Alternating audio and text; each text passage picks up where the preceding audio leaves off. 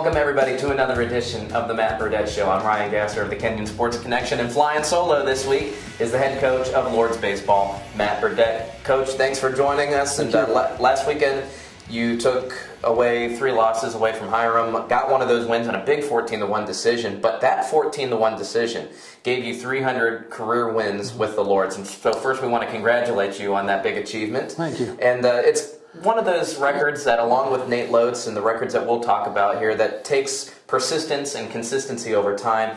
Can you give us what's kind of been your secret to get to this point of your coaching career? Well, again, you're right. I think it's about showing up and putting a consistent effort together all the time. Ultimately, when I think of the 300 wins, I don't think about me necessarily. I generally think of the really good student athletes we've had, the families of those student athletes that I've been able to foster relationships with. So it's really a record for those individuals, 300 wins. I didn't get any hits in any of those games. I didn't make any plays. They did it all. So, I'm a beneficiary of being at a great place for a long time and having a chance to coach some really good kids. So the significance is about the players. I'm just, like I said, a beneficiary of all that. Well, when you talk about those players and those teams that strung together those 300 victories, sure, is there any one victory that stands out among the rest, or maybe a collection of victories? Well, sure, absolutely. I think when we look back, sort of a milestone victory for us was in, I believe it was 1998, when Ohio Wesleyan was #1 in the nation, and they came here, and we were able to win the first game of a doubleheader against them, which was a huge. I just think a huge milestone for credibility's sake for the program, for me as a young head coach.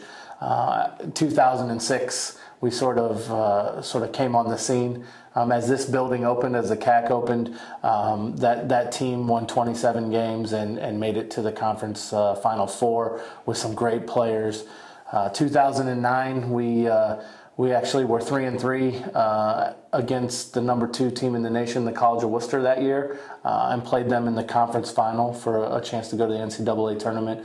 And then as recently as 2012, I guess it would be, when we won the Eastern Division for the NCAC for the first time.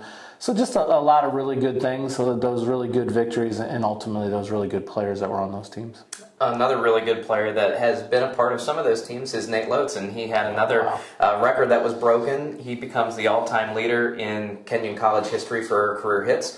So when you speak about that record, what that means to you as a coach that coached this successful young man, and also for the program?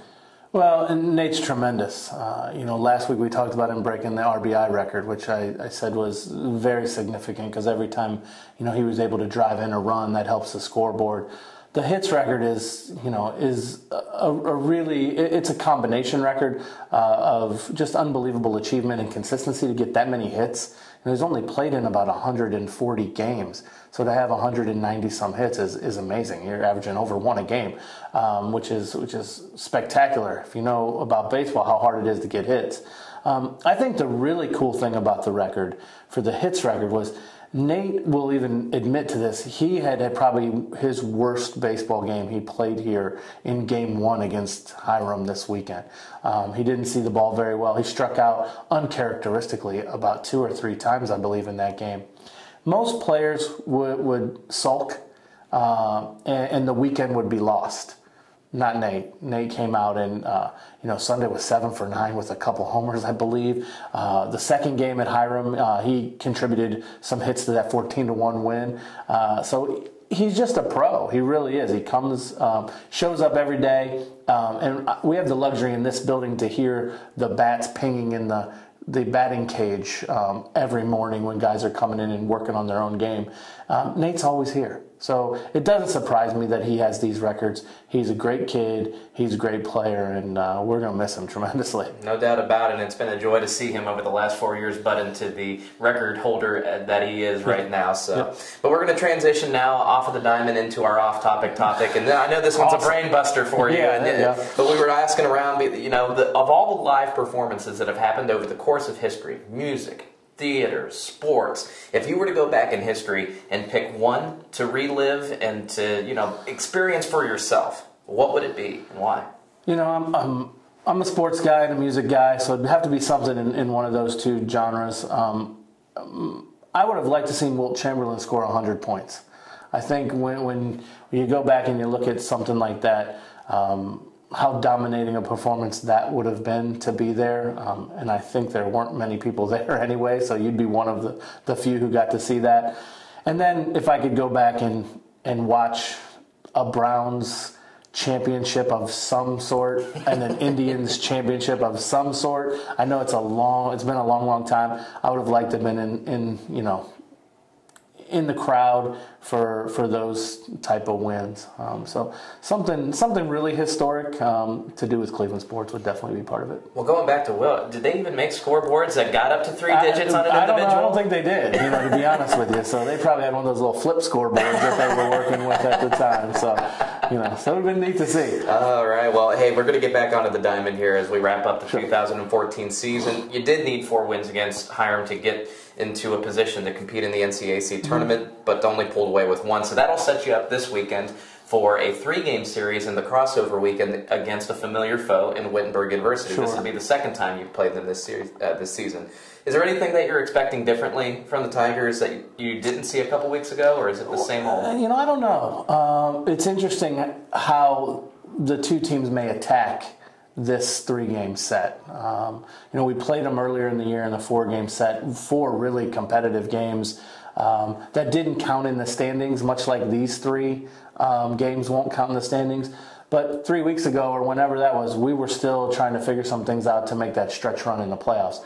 Well, that's no longer part of the equation. So they may play some young guys that they didn't play, potentially. We may play some young guys and give them some opportunities that maybe at that point in time they weren't ready for, or we weren't ready to give them yet. So I don't know what you'll exactly see. I do think it's important that we go out and we try to finish the season on a strong note, springboard into the fall and into next year as we move forward, for sure.